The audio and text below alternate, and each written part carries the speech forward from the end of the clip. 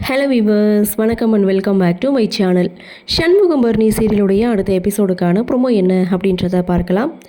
சண்முகம் பரணி இவங்களுடைய கன்வர்சேஷன் அப்படின்னு பார்க்கும்போது, அம்மா இல்லாமல் கூட நாங்கள் இருந்துருவோம், ஆனால் நீ இல்லாமல் எங்களால் இருக்க முடியாது.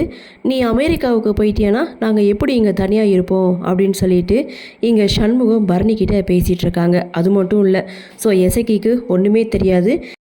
எசகிக்கு குழந்த பிறக்கிற வரைக்கும் நீ இரு, அதுக்கப்புறம் நீ மேற்படிப்புக்கு அமெரிக்காவுக்கு போகலாம், என்ன சொல்கிற அப்படின்னு சொல்லி சண்முகம் பரணிக்கிட்ட கேட்க, பரணி பயங்கர கோவத்தோட சண்முகத்துக்கிட்ட பேசிகிட்டு இருக்காங்க. இனிமே இந்த தியாகி அப்படின்ற பட்டத்தை சுமக்க நான் தயாராக இல்லை. உன் குடும்பத்துக்கு என்ன செய்யணுமோ அந்த அளவுக்கு போதுன்ற அளவுக்கு நான் செஞ்சுட்டேன், இதுவே போதும். என்னுடைய படிப்பை என்னால் விட முடியாது.